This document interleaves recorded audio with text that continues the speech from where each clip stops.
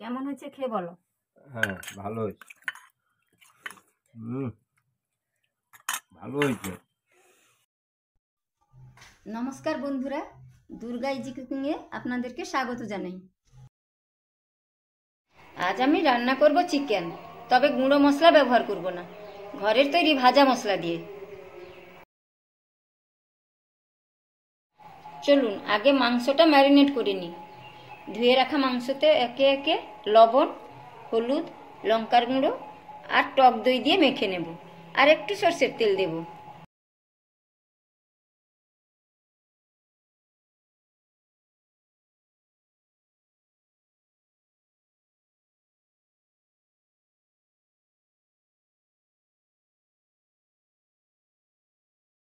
এবার সব মেখে কিছুক্ষণের জন্য ঢেকে রেখে দেব। এবার চলুন ভাজা মশলাটা তৈরি করে নিই। উনুন ধরিয়ে শুকনো কড়াইটা গরম হতে দিলাম।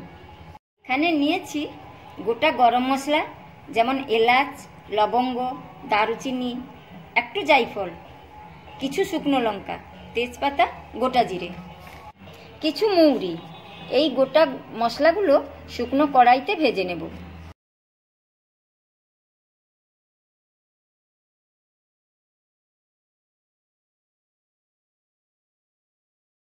ভাজা হয়ে গেছে, এবার বেটে নেব, সাথে আদা রসুনও বেটে নেব।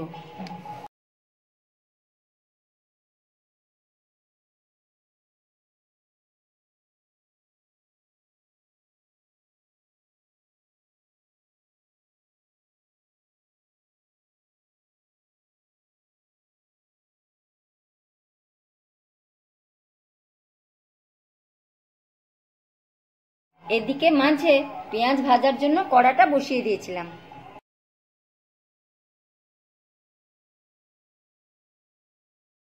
পেঁয়াজটা লাল হয়ে ভাজা হলে রসুন বাটা দিয়ে দেব।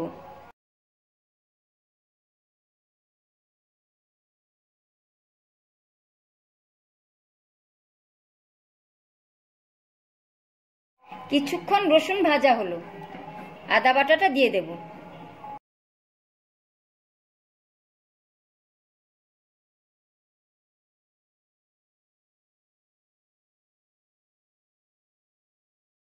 এবার কিছুক্ষণ ভেজে নেব,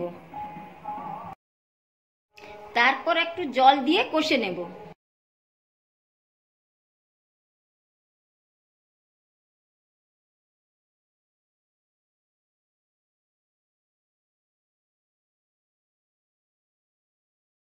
এরপর একটু হলুদ, লবণ, লঙ্কা গুঁড়ো আর সামান্য চিনি দিয়ে কষাবো।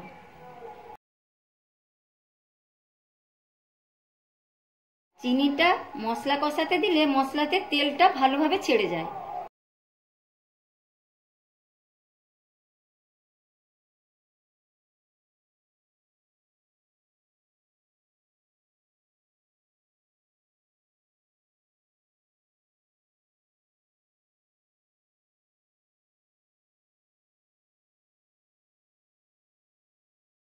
এবার একটা বড় টমেটো দিয়ে আরো কিছুক্ষণ কষে নেব।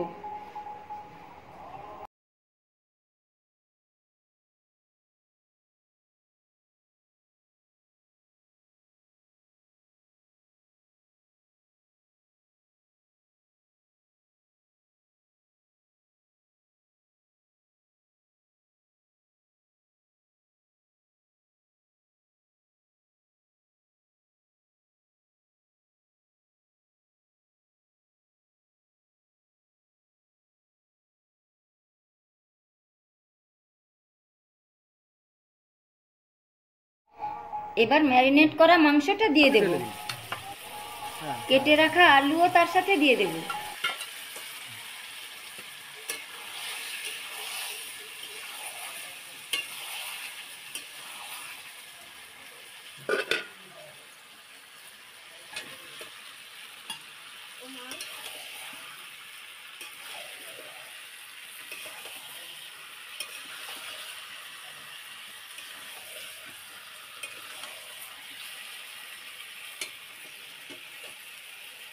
এবার কিছুক্ষণ নাড়াচাড়া করে ঢাকা দিয়ে দেব। এবার কিছুক্ষণ পরে ঢাকা খুলে দেখে নেব।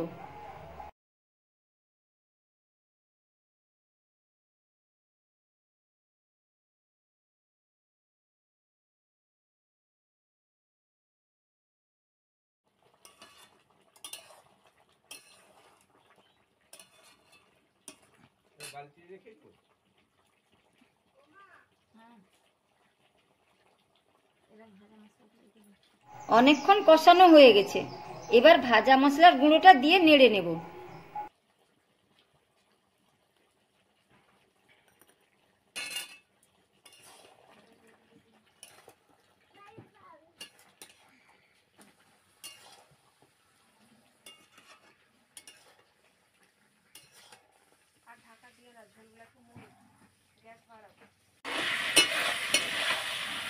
জন্য 2 পিস তুলে রেখেছি বাটিতে। মেয়ের জন্য তুলে রাখতে হয় একটু মাংস হলেই। যাই হোক, এবার কড়াতে জল দিয়ে দেব। এবার কিছুক্ষণ ফোটার পর ঢাকনাটা খুলে নেড়ে নেব।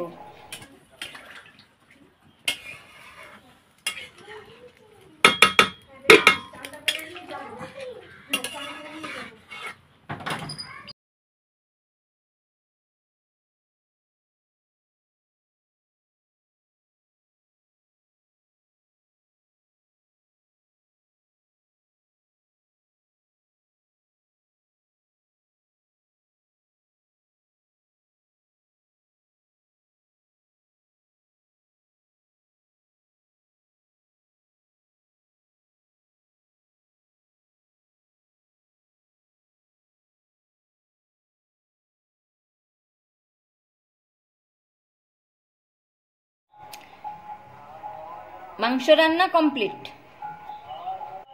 এবার নামিয়ে নেব।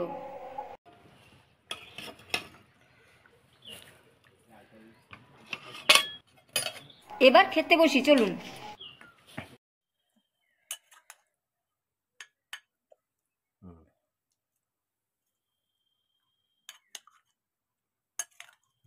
কেমন হয়েছে খেয়ে বলো। হ্যাঁ, ভালো হয়েছে। ভালো হয়েছে।